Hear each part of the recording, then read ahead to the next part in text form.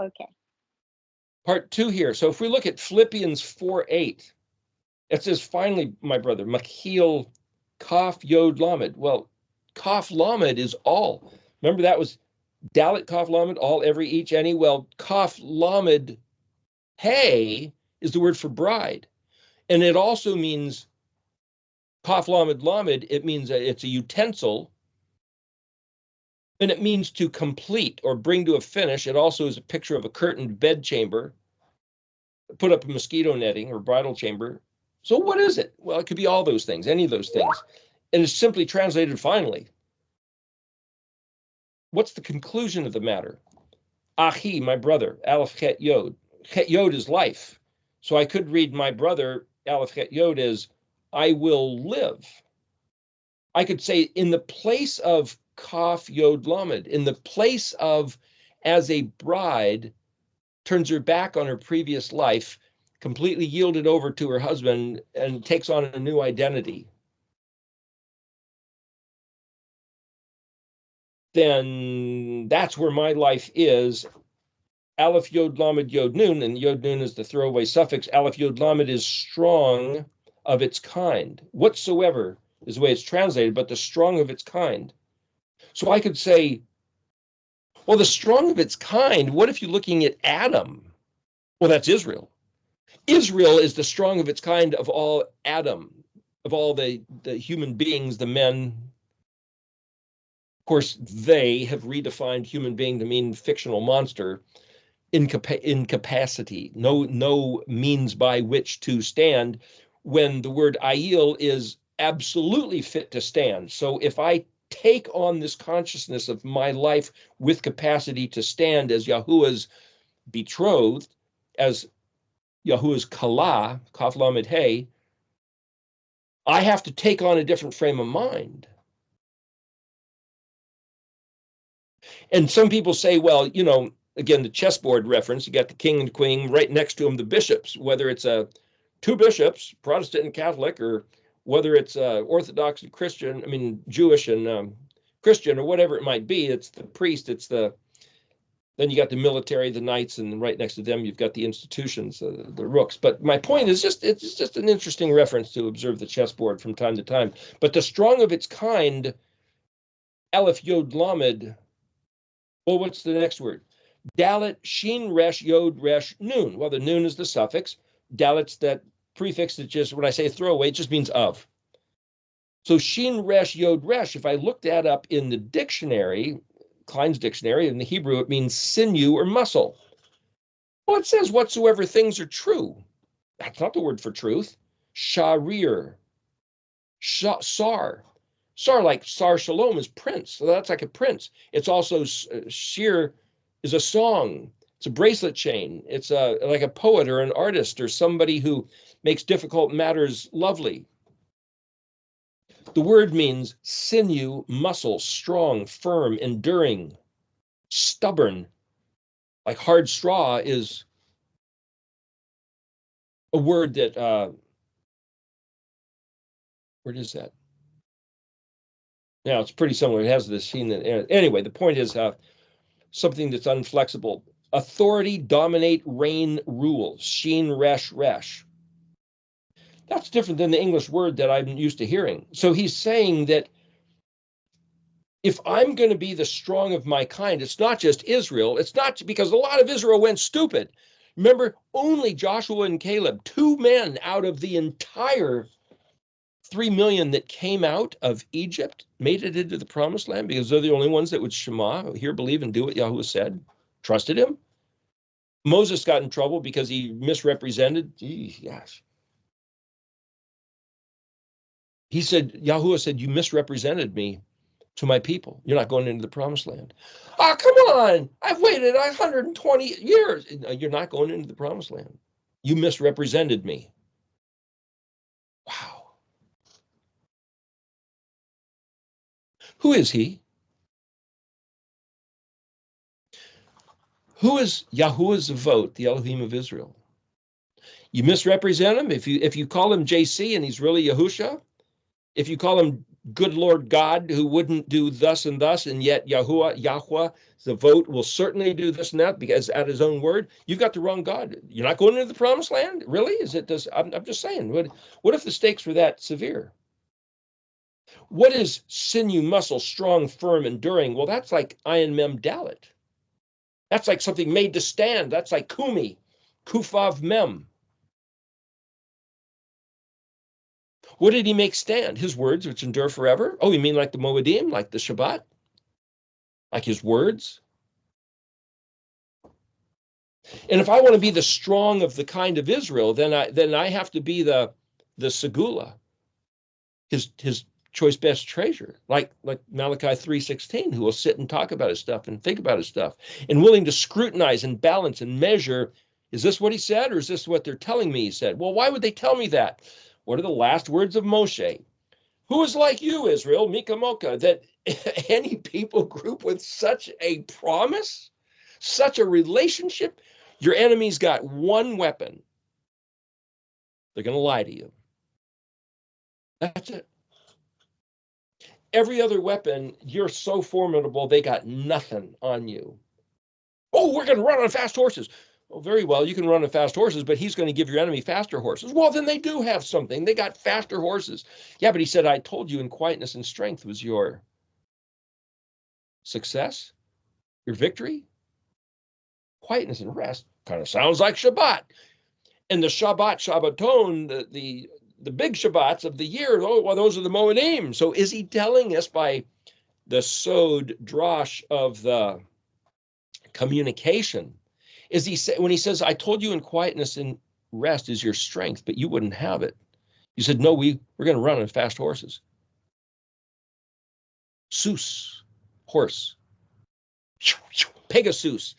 Pega has to do with a way to escape. So we're going to fly away on a horse. Pegasus. Yeah.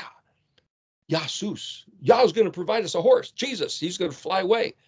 He's going to get us out of here. He's going to rescue us. Woo! Rapture us before it's too late. Really? You think so? I'm going to give your enemies faster horses. I'm going to give them Project Bluebeam. Oh, they'll give you fake messiahs in the sky, space aliens, and all kinds of stuff. Demons coming out of CERN. Yeah, they'll get you. Where are you going to fly now? Is the sod? Yahweh said, you better return to Shabbat. I mean, Deuteronomy 30, read that. It's nailed to the cross. Really? Oh, who told you it was nailed to the cross? Your enemy to deceive you? Really?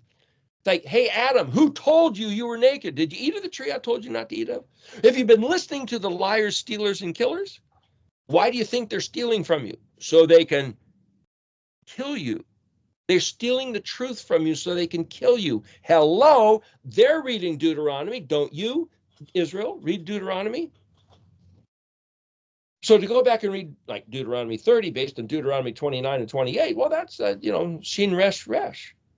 And whatsoever the powerful of its kind is Dalet Nun Kaf Pei Nun. Well, throw away the Dalet, throw away the Nun, and you got Nun Kaf Pei. Well, Nun, that's a prefix. Kaf Pei is Kaf. That's like to catch something. Catch a bug, catch a lizard. You look up Nun Kaf Pei, and it means epileptic, overturned, flexible, and subjected. Well, wait a minute. That's the opposite of Shin Resh Resh, which is authority and dominate, to reign and rule. So then if I look up Kaf Pei, like Kippah, cap, Yom Kippur, Kippah, Kaf Pei, which is a palm of the hand or the sole of the foot, means prison, inverted, forced, compelled, subdued, or tied up. It's like, gotcha. So I could read this as saying, whatsoever things are true and whatsoever things are honest, but it's like, that's not, the Hebrew words are saying,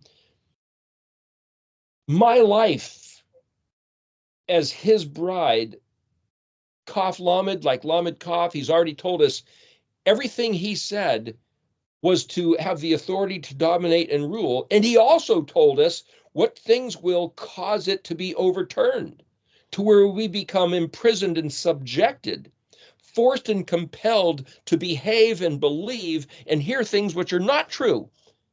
Gee, that sounds like Ezekiel 20. He told us where our life is, and then he told us where, because we wouldn't have it, he'd give us bad laws nobody can live by. Yeah, that's the Torah. I've heard people say that's the Torah. It's like, I disagree. I think that the bad laws nobody can live by are the ones our enemies, our overlords have imposed upon us because we wouldn't do what Yahweh said. And then he says, whatever is Dalet, toss that one out, Kaf Aleph Nun. Well, Kaf Nun means yes, so truly thus, but Kaf is a prefix letter that means like. Kaf Aleph Nun is the word here, Here, like right here. So if it's yes, here, true, but Aleph Nun is the word that means murmur, complaint, and lament. Well, that's the thing that got Israel in big trouble back in the days of the first Exodus. They kept complaining, lamenting, murmuring, it was better in Egypt. We had better food and better water. And Yahweh got sick of it. So he's telling us whatsoever things are yes, truly complaint, lamentable. He's saying, is he saying you better pay attention to where your complaints are? But that's not the way it's translated into English. The next word is Dalet, Kaf, Nun, Yod. Well, Kaf, Yod, Nun. Dalet, Kaf, Yod, that's just ducky. Ducky, that they pretty much pronounce it. Dalet, Kaf, Yod. But it means crushing, surging waves. Have you ever been in the surf when there's a riptide, like on the Pacific coast in California? Man, those huge breakers come down and they'll just smash you into the ground, and the riptide will pull you out, and you can't swim against it. A lot of people have to get rescued when there's a riptide going on. That's crushing, surging waves. Well, that's worth complaining about. So is he saying, well, wait a minute, you read this in English and it says, whatsoever things are honest and true and of good report, and think on these things. If I read this in Hebrew, he's saying, you better do your own study and find out what did he say about authority and ruling and reigning. We're all going to be priests and kings in his kingdom. And what are you going to teach people? That there's no law. It was nailed to the cross and all we have to do is believe. Well, then you ain't going to be a king or a priest. If you're believing that, because that's not what he said, that's a reinterpretation, a misinterpretation, which is a change and a variance, which is a shin nun yod. We'll look at that in a minute. A shin nun yod, shiny tooth, different variance. Number 2, the color red, shin nun hey, shin nun yod. Here he says, you better pay attention to what gives you authority and what overturns and inverts that authority and makes you a prisoner. And you better look right here at what the laments are and the surging, crashing waves. And then we talked about that thing last week about, he said, when he brings a drought and famine, it's because we're not listening to what he said. Okay, let's listen to what he said. What did he say? It's not what they're telling you from the pulpit, staged from that bima. It's staged in his words. This bima, this pool, this shin yod chet, swim in this pool. Halakah, his derek. And then you'll see why the surging, crushing waves are causing such a lament. And then the next thing he said was, Dalet resh chet yod mem nun. Well, resh chet yod mem, that's one of the words in the circle sentence that we talked about last week that means beloved, a pair of millstones, which is like a synonym with rakava, reshkaf bet, which is two things paired together. Well, that's like the bride and the husband. That's like the horse and rider, the charioteer and the horses pulling the chariot. It's to be teamed up together. That's like yod, hey, vav, and hey. Beloved. Ahava is the word love, but rachem is also the word just plain love. Then there's this next word, dalet, shin bet yod chet nun. Well, chet nun, that's the word for grace. Bet, or shin bet, that's return, rebel, repent, sit down on Shabbat. It's to dwell. But shin bet chet, or shin bet yod het, means praise, improvement, excellent, advantage, superiority, and choice part. So see these two words, the rachim and the shavich, are kind of the opposite of the lament and complaint and the crushing, surging waves that came as a result of the epileptic overturning of the authority. And then the last phrase here, and this is Philippians 4:8, is he says, Ve'ayilin, that's the ayil again, obed, hey, that's the word for worship and serve, ayin bet dalet. And then here's this word, dalet shin vav bet chet aleph. Well, that's a derivative of the word that means praise, improvement, excellence, advantage, superiority, and choice part. The first time we read it was two words before, dalet, shin bet, yod chet, nun. And this one is dalet, shin vav bet chet aleph. See, they took out a yod, put in a vav. It's the same, essentially the same word. And then there's three words left in this sentence. It's vav, dalet, kuf, vav, lamed. Oh, there's voice, kuf, vav, lamed, kol. Then there's a samik and an aleph. Well, the samik is the engineered structure. So I could say, well, there's kind of like the engineered structure of a voice. And that word you can't find in the dictionary, other than it means stem or stalk. So if you have a menorah or a tree or a vine, then the stalk that holds the branches, so those are stems. So you could picture a menorah, to picture some kind of a plant. Well, the word Mashiach was also not only swimmer and a pit to swim in, but also a shrub. And so it's like, why is it a shrub? Meditation, ponder. Oh, I can picture a menorah. Yeshua said, I'm the vine and you're the branches. That's kind of like a shrub. The word squirrel is Samik Nun Hay, the one who lives in the shrub, in the bush, in the tree. Hey, Samik Nun Hay is, look, there's an imposed meaning to the engineered structure and the meaning, the shape of the orthography of the letters and the meaning of the letters that speak, that express. Hey, Samik Nun Hay, the word for the bush, Exodus 3. So I see, if I know the meaning of words and the spelling of letters, I can plug this in, and this becomes the meditation. This becomes the study. The thinking of the spelling of words is the act of droshing the sod. In reference to the Peshat, remezli, allegorically, and I'm Hey Gimel Hey, and I'm Shin Yod Chet. And I find that by pondering the spelling of words in the Hebrew, and thinking of the parables and thinking of the various historical accounts, the stories, pulling them all together and trying to balance and weigh them, I find that I have a means and a mechanism to have a relationship with him that I never had before. I can do all things through Christ who strengthens me, but I never did this. I can study the Bible, I can read the stories, I can read them over and over again, but I never did this. I can contemplate his promises, but they were Christian, they were not Torah. And when I read the Torah, or I read the Psalms and Proverbs, or Isaiah, Jeremiah, Ezekiel, Zechariah, my Christian perspective never allowed or provided this perspective. I never saw the verse that says, he who turns away his ear from hearing the Torah, even so, a reciprocal mirror picture. Elohim is going to turn away from listening to your voice. Isn't that critically huge?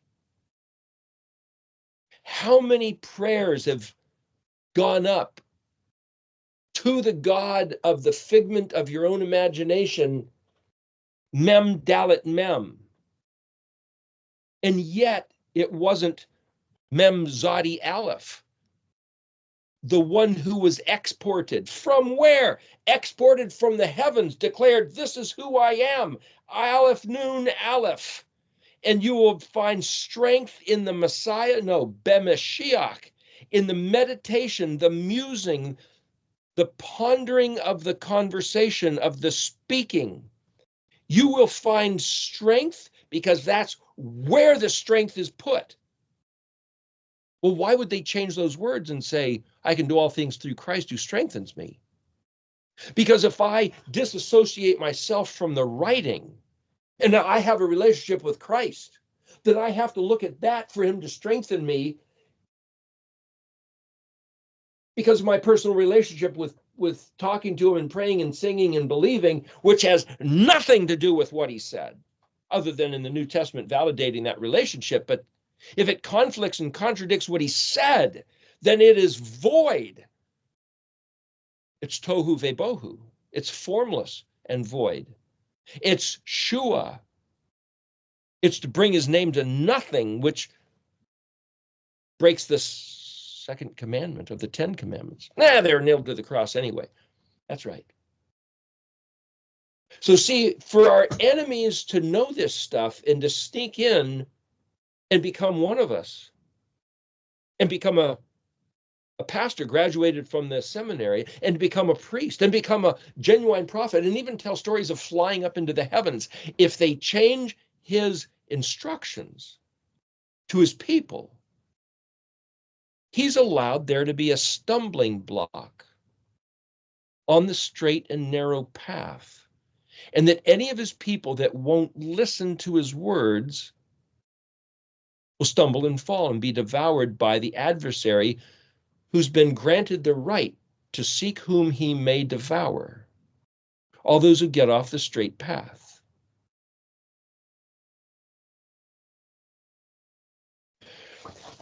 So then if I go back to the last couple words, the pattern of the menorah, the stem, the stalk, kuf lamed samik means mock, deride, scoff, or scorn. You bunch of idiots. But it also means praise, laud, applaud, beautiful and healthy. Cum laude, if you graduate with honors, that's L-A-U-D. It's like applaud. It's like, oh, wait, that's that word, kuf samik lamed, but it's also mock, deride, scoff. So it's like if somebody can't stop you by scaring you or by calling you names, they'll try to make you feel like a fool, or they'll try to make you think that you're crazy, until you find a few others that are doing the same thing and you realize, oh, they know the reality. They know the reality. But there's not very many other voices that'll admit to it because they don't want to be called fools, or they've been believing the voices that say that they're a fool. And then the last word, dalet mem het yod lamed, of the place of strength. This is the place of strength. That's in the verse, I can do all things through Christ. But the other one was, excuse me, I jumped down to the other verse. It says, hey, lamed yod nun. Well, yod nun, again, the suffix, but hey, lamed, well, that's where we get the word hello, or that's where we get the word halo, radiant, beaming, shining. So the stem or the stalk, the kuf lamed samik, of praise, applaud, the beautiful, well, that's like a shining menorah, a lit menorah. And then aleph, tav, resh, ayin, vav. Well, resh, ayin is the word for evil, wicked, but it's also think, shout, and purpose. So I will tav, resh, out. Well, taruah, that's like Feast of Trumpets, like blowing a shofar. I will shout. That's why resh, ayin is a friend, associate, to think, to ponder, to shout, to make a noise, to make a claim, to blow the trumpet. And Yahweh said, whenever you do what I tell you to do, blow the shofar. And then also he said in that same, back, I think it was in Numbers, I forget exactly the address, but he said, whenever you find yourself accosted by an enemy, blow the shofar and I'll recognize that, hey, I know that voice. And I'll be your Elohim. I'll come help you. It's like, really? Is that the way it works? When we do what he said, we should blow the shofar and it'll become a familiar voice to him. Well, how many times can we do what he said? Every Moed, like on Yom Teruah, every Shabbat, every time you pick up and ponder stuff, blow the shofar or make a noise or say something or whatever, make it your own. But what I'm saying is, if this is the way we're supposed to think, okay, there's another thing to look at here. Daniel 7. Now, in Daniel 7, this is where he had seen these, he was given this vision of these four monsters, these beasts. And the first three, well, those are like kingdoms that we've already seen come and go, apparently. Babylon, Media, Persia, Greece, Rome. But this fourth beast, maybe it's Rome, but if the other three were those, but this fourth beast, he didn't describe it exactly, so we could almost picture some kind of a dinosaur, dragon monster that defies other description. And he goes on to say that this guy had copper claws and iron teeth. Well, the word teeth is shin, nun, yod. But teeth also means to change and variance. It's number two, different. It's not achad, one, it's two. It's like aleph and bet is bet's other than the one. It's not the one, it's another one. And it says it chews up with his teeth. Well, chews up. By changing things, he's chewing things up. Now, I could imagine that's like giving us different translations or different meanings of words. He changes the meanings of words. And then it says he stomps with his feet that which remains. But the word feet and leg is regal, which is where we get the word custom, habit, and tradition. Regular, regalia, religious, relegated. If they relegate custom, if they regulate, regal, regalia, that's like the holidays of the year, religiously and ceremoniously, culturally political. This is our kingdom. Memorial Day, Labor Day, 4th of July, woohoo, Christmas, Easter. Yeah, that stuff. That's the feet of the dragon. Well, then if you look at Daniel 7, verse 18, read 13 to 28 to give you the whole view, because he's like, oh man, this fourth beast really bugged me, really rattled that's what Daniel said. So then here's the explanation in verse 18. It says, Vav Yod Kuf Bet Lamed Vav Nun. Now, the thing about Daniel is it's written in Aramaic. So again, you have to go through the same procedure like looking at the stuff in Revelation or Philippians. Kuf Bet Lamed Kabbalah. Ikablon. Well, you look it up, Kuf Bet Lamed, it means opposite, group, meet, encounter, to receive or accept, battering ram. Well, what's a CABAL in English? A cabal. Oh, that's a group, like a conspiracy theory thing. A group of people who believe something. But see, this also, you look in the dictionary on page 560 in the Klein's dictionary, it means complain, dispute, argue. Hey, isn't that like he was saying we didn't like it when we complained and murmured? This is a little different. It is a complaint and an argument, but it's not like, oh, poor me, lamenting. It's complain, dispute, argue, and it's a battering ram. It also means in the face and publicly, and it's also a word for Kabbalah. What? Yeah, the secret Jewish occult mysticism. And it's like, what's that got to do with this other thing? Same word, same spelling of the word. Kufbet, so it's QBL, not K. But like Kadosh is with a kuf, not a kaf. But the point is, opposite, group, and meet and encounter. Opposite of what? We're talking in Daniel chapter 7. And then here's the next word, mem lamed kaf. Well, there's melech, that's king. Mem lamed kaf vav taf, melkut. Well, that's kingdom. But remember, mem is the prefix, one who, lamed kaf, one who will go, one who will walk, one who will take counsel. Well, it's just translated king. In this case, kingdom, because the vav tav is plural, just like yod mem is plural. So this, I could say, this is those who take counsel, those who will regard the instruction that Yahweh gave in his lamed, his Torah.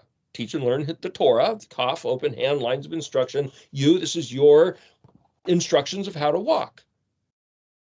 Well, you're not going to be these people if you listen to the church telling you it was nailed to the cross, done away with, and you should listen to the church councils, the Westminster Confession of Faith, and the Vatican Council. You're not going to listen to the Torah. And if they're Jews, they're going to tell you to go away. You're not one of them and to leave their stuff alone. So who is this? But whoever this is, the Melachot, but then, here he defines it. Kuf Dalet Yod Shin Yod. Kadishi Ayin Lamed Yod Vav Nun Yod Nun. Elyonin. Well, the Kadosh Most High, the sacred Most High, the Kadosh, the Kadishi Elyonin. Translated saints of the Most High. Well, these the saints? Are these the Christian martyrs that are going to show up in Revelation 19 on the white horses following Yeshua and he comes back with a sword coming out of his mouth? That's what we're told. They are the saints of the Most High. And the ones who have died, they're already up in heaven. They're getting on their stuff. They're going to ride on the white horse. No, wait a minute. Or are those the angel armies? Are they the saints or the angel armies? Who the heck are those guys in Revelation 19? What do you want to believe? Here, the Kadishi Elyonin, the Melkut Kadishi Elyonin. Well, that's the kingdom of the betrothed of the Most High? Or are these the highest, those who have raised Elyon, making Aliyah, Ayin Lamed Yod? This is like the highest of the kadosh, of the sacred, of the set apart. Are these people or are these angels? This is a battering ram. He's going to use as a battering ram against who? Against the freaking dragon. That's who. Whatever freak animal that was that Daniel couldn't describe. This is the battering ram that Yahuwah's got set up to just wham. And then the next word is Vav Yod, Chet Samik Nun Vav Nun. You ever heard of the word leader hosen? Hosen, that's this word hosen. Leader hosen, well, that's like pantyhose. Hose, what you put your feet in.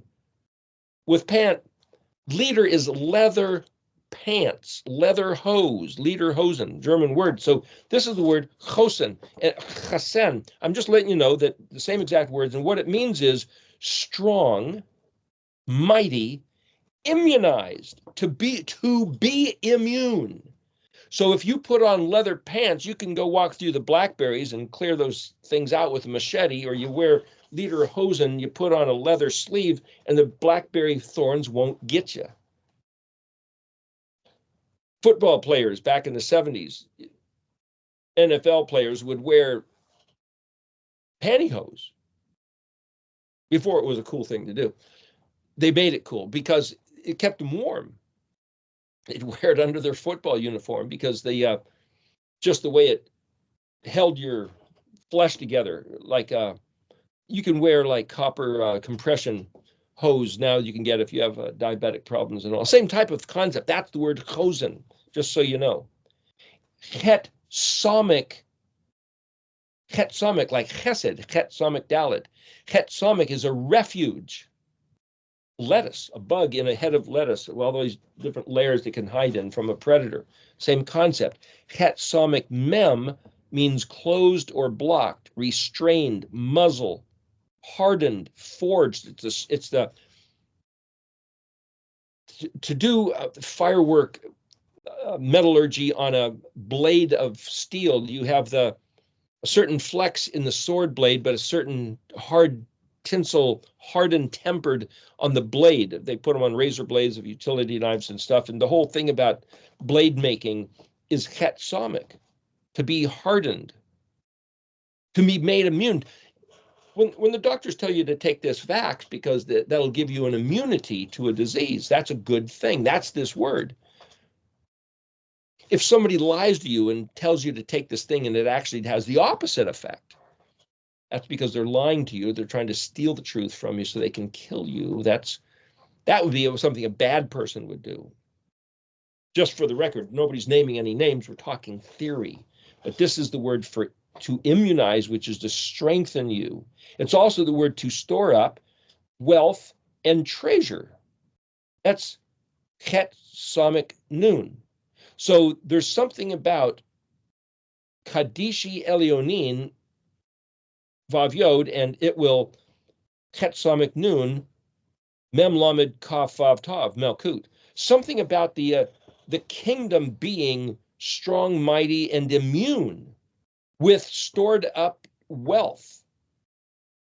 And then it says ayin dalet hyphen ayin lamed mem aleph, which is until forever, and an Vav Ayin Dalet, Ayin Lamed Mem, Ayin Lamed Mem Yod Aleph. It says forever and ever and ever. It's like, whoa. Well, wait a minute. Then that means this verse 18, is not referring to that beast gets to tribulate all the believers and ruin them, destroy them, overwhelm them, kill them, subjugate them. That's not what this is saying. What this verse is saying is that Yahuwah has a battering ram of Kadoshi Elyonin, and he's going to harden them to be immune, and they're just going to just pow right through. And then in verse 21, that was verse 18 of Daniel 7, verse 21. I just jumped ahead for the point of the matter. It says Chazah, which is Het Zion Hey, which is, behold, this vision. It's like just raving, like, wow, what the Het Zion Hey, Hoyt, Hey Vav Yod Tav. Well, that means to exist. I knew a guy named Hoyt. That's a Hebrew word, Hoyt. There was a place called Hoyt Towers, I think in San Francisco. That's the same word, Hey Vav Yod, to exist. And then there's this word Vav Kuf Resh Nun Aleph. Well, Kuf Resh Nun is the word for horn, but it's also power, privilege, prestige. Quran, horn, Karen. Oh, but that's also Quran. That's like the thing you read, because Kuf Resh Aleph means to learn how to read.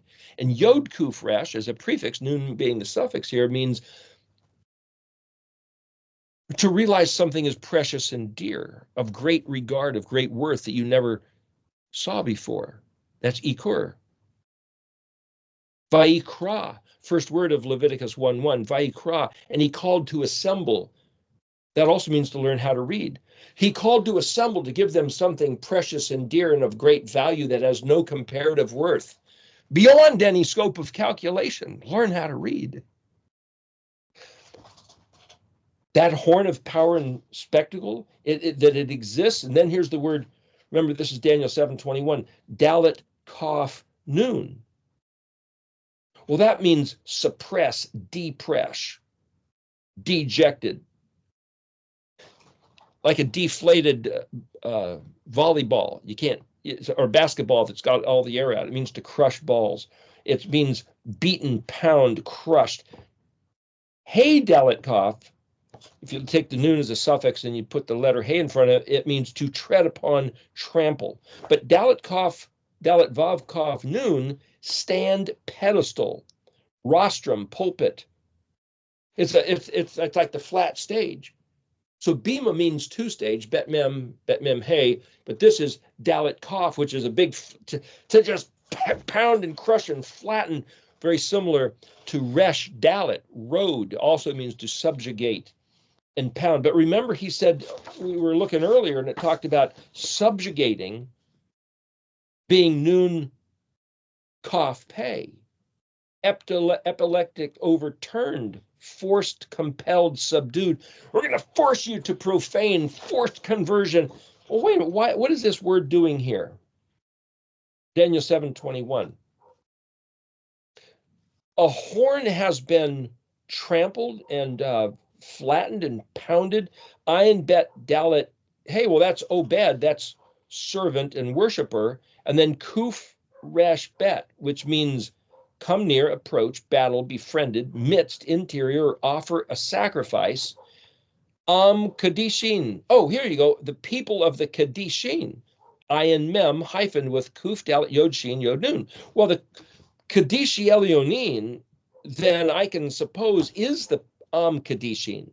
The people of the Kadesh, that's Yahweh saying, you will be my people and I'll be your Elohim. So the qualifying characteristic of being his people is that Yahuwah's Avot is the Elohim, who is the Elohim of Israel, as he declared himself, is the Elohim of the Kadeshi Elyonin, that they are Amo, Ayin Mem Vav, his people.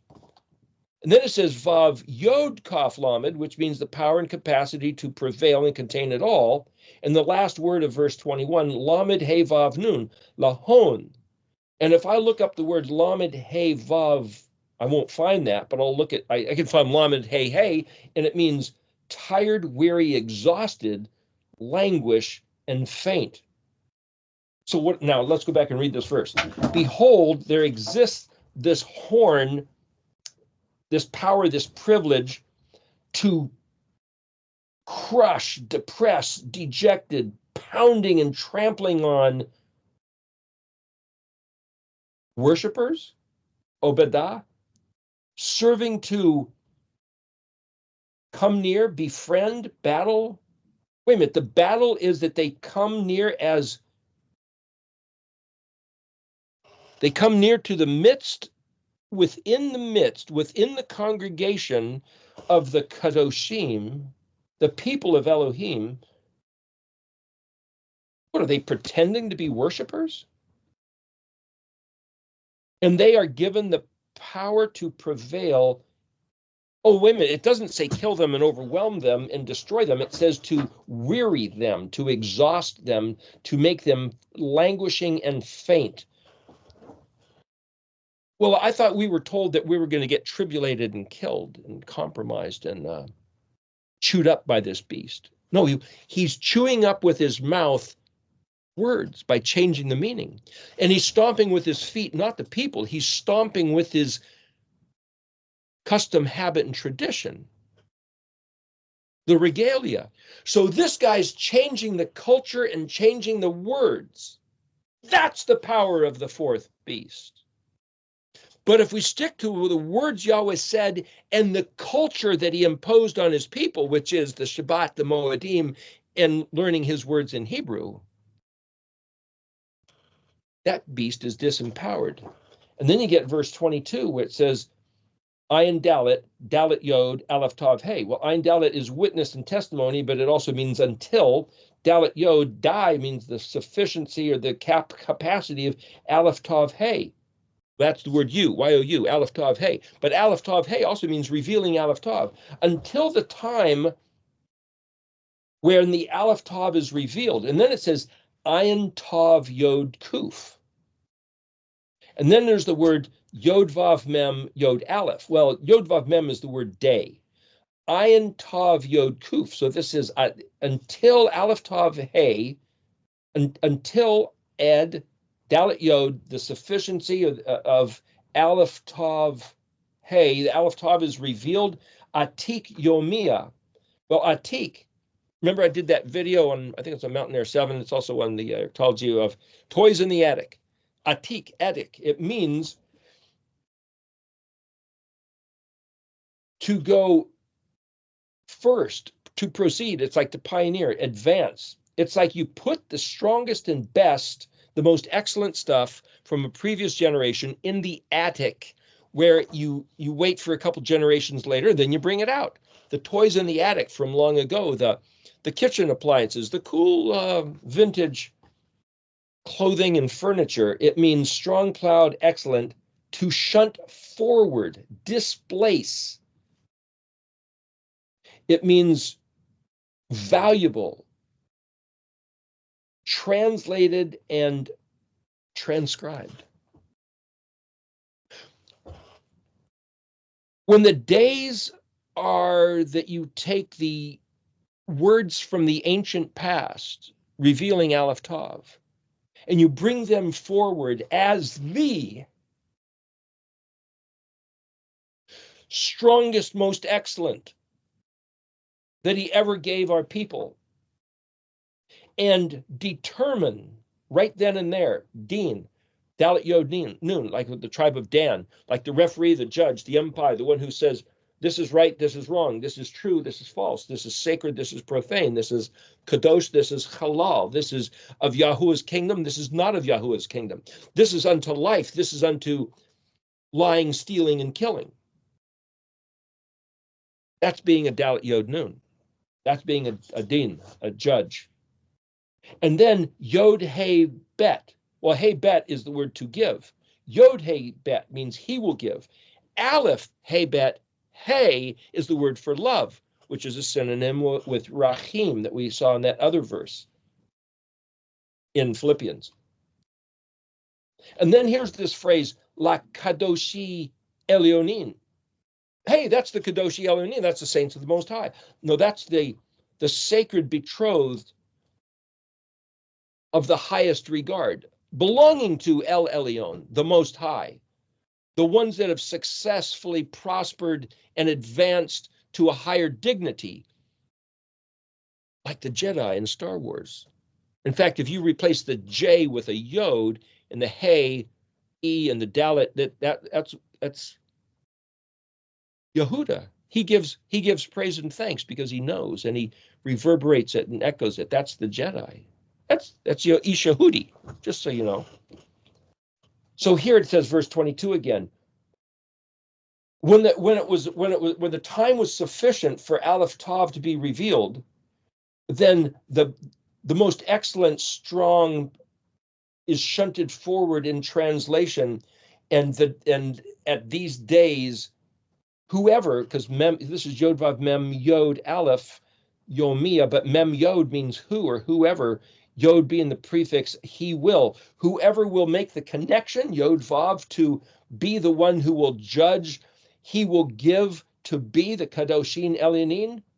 And then the words Vav Zayin Mem Nun. Well, that means time, term, or semester. Zeman, Zayin Mem Nun. Mem Nun means to count. Zion is that seventh letter that means to cut off or to separate. So this is that time then. And it also means to be made ready, prepared, to be summoned, to happen.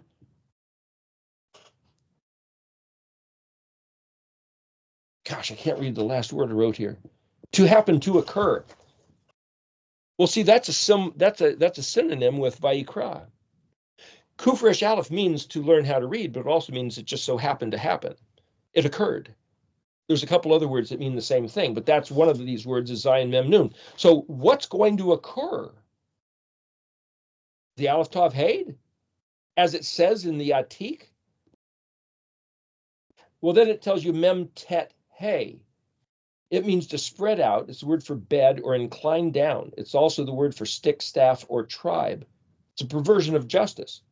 And you look up Mem Tet Hey, change the mem to a noon, and it gets to thrust away, to turn, or deflect. Tet is something round like a basket, but it's also like to throw out a net like you're fishing, or to overturn. Remember we talked about that word, to overturn? Think about these things in Philippians 4. Think about what overturns and what brings the authority. Well, what's Mem Tet Hey? It has to do with deflecting or turning away. The perversion of justice. It's the perversion of justice which brought the wrath of Elohim on Sodom and Gomorrah. It's the perversion of justice, lying, stealing, and killing, and ripping off the poor and the widow and the orphan, that Yahweh has complained against Israel with every time, all through the chronological accounts of the Old Testament. You could even say, if you look at secular history, it's what's been happening for the last 2,000 years in the name of his son. And then here's this word, Malkut ha-chosen kadoshin. Well, that's the kingdom strengthened sacred? Or does this mean this is the time when the kingdom of the Kadoshim Elyonin will deflect or turn, throwing away the power of that fourth beast like a battering ram right in the stomach and take it from him, or right in the mouth? We're not going to listen to those words. We're going to listen to what Yahuwah said. And the beast has nothing to say about it. Well, gosh, that almost sounds like Zechariah 2, verse 1, where the horns, what are these horns? Oh, these are the horns that displaced, that tore up, that overwhelmed, that were the antagonist enemy of Judah, Israel, and Jerusalem, oppressing them so much that no man could even lift his head. And then Zechariah sees these four carpenters, craftsmen, tradesmen, metalworkers, charesh im. Chet reshin also means silent, deaf, mute. It means scary, dark, thick woods, sylvan woods, like Sylvania, Transylvania. It also means enchanting, like witchcraft. It's like, well, you know, the word for copper, nakash, is the same as serpent. That dragon had copper claws, enchanting claws, bamboozled, bewildered, bewitched, befuddled. Interesting, the Het Somic Noon, strong, mighty, immunized, immune from what? Where's the battle? Where's the conflict? The Daniel 7:21, he draws near as a worshiper with power. People that have signs and wonders, people that have good stories, people that can do, I don't know, fly up into the heavens and raise people from the dead. I mean, I'm the vineyard I used to go to many years ago, they had a big conference in England one year. Somebody got me a ticket to go called the Signs and Wonders Conference. And I didn't go because I couldn't, in my mind, I couldn't justify the expense of flying from Los Angeles to London. I would have loved to go, but I couldn't. It's like, shouldn't that money be put to something else? Should I really fly halfway around the world to hear about signs and wonders? Is that what we're supposed to be doing? I mean, maybe I should have gone. I don't know. I just couldn't reconcile it. My point is, I'm not against signs and wonders, but isn't the sign and wonder is that we hear his voice, we see who he is in the midst of all the 2,000. And if I go back 2,000 years, that's the church era. But if I go back 3,000 years, David was the last guy you could see clearly, apparently, because the whole rest of the Old Testament after David, Solomon brought in 1,000 wives with different Elohim Achrim and culture and religious practices and temples and rituals. And then the whole rest of all the prophets in the Old Testament are castigating Israel for being so stupid as to keep worshiping other gods instead of returning to Yahweh. And every time Yahweh says, return to my words, return to my instructions. And so the beginning of this talk, we said to Paul Bari here was saying, oh, you just got to do the Torah. Do the Torah. What does that mean? You got to return to Yahuwah. What does that mean? 613 laws? Just love one. Just love Yahweh your Elohim. Who's Yahweh your Elohim? How do you love him? What is this about? What I've found, if you study the meaning of the letters and the spelling of the words, and you do what you find, when you see him say, rest on the seventh day, rest on the seventh day. Don't work. When he sees count to 50 and then have a celebration together, do that. When he says take the first day of the seventh month in the autumn and make some noise, have a gathering together, do that too. Do what he said. And have at your heart love for one another, truth and kindness.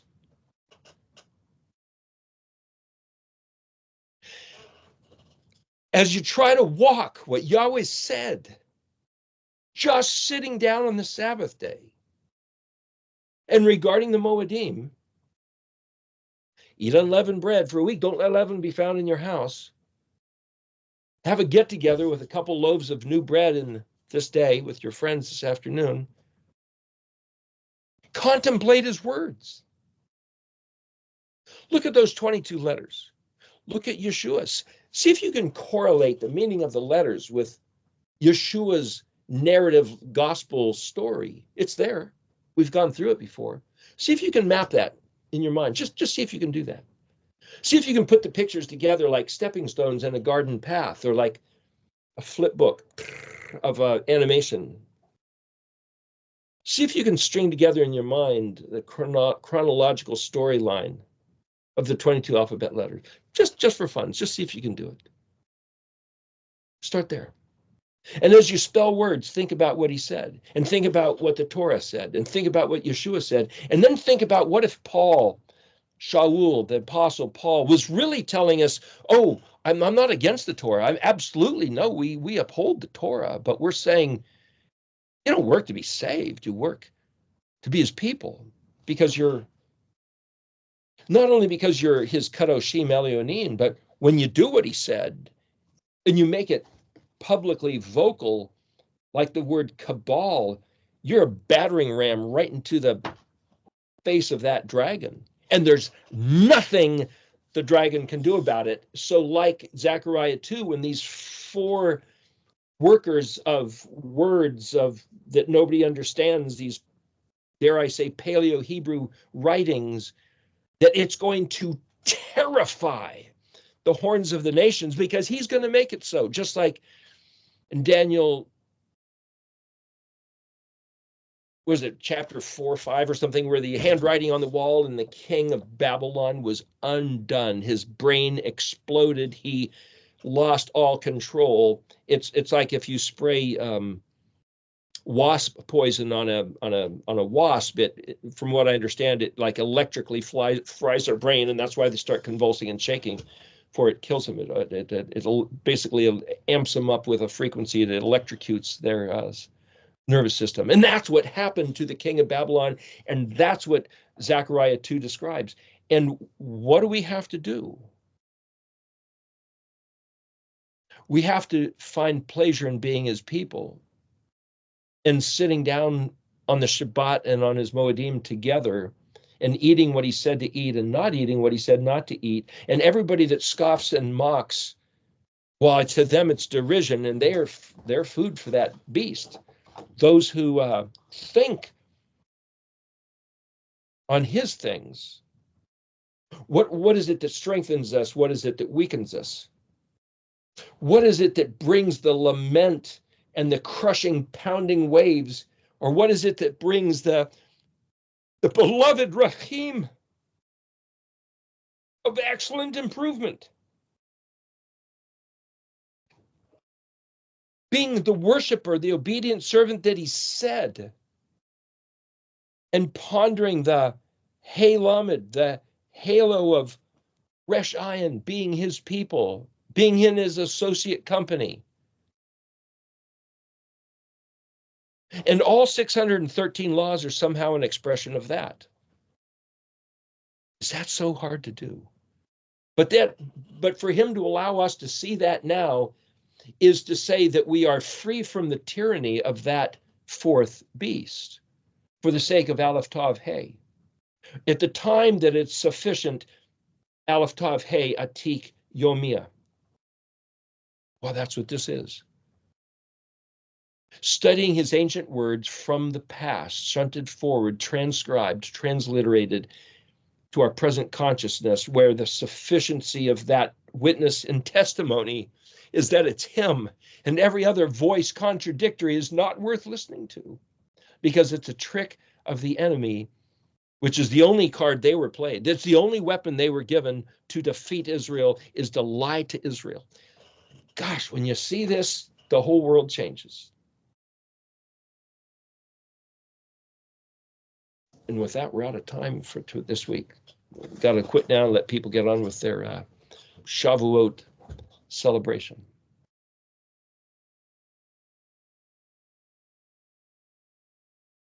Can you hear me? Yeah, now with your Hallelujah. We praise thee, Allah. Thank you so much, Allah. We praise thee. We exalt thee. We shout for thee. We are so thankful that thou hast included us, that thou hast brought us together, that thou art speaking to us, and that thou commands us, Allah, to Chag Sameach, only rejoice in these thy moedim. Hallelujah. Amen. Amen. One more before you shut off. You guys want to blow the shofars again? Yeah. Before we end the call.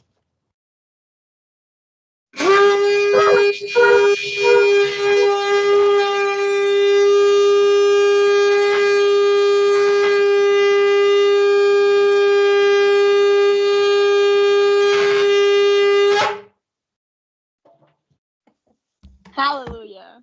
Hallelujah. Shalom.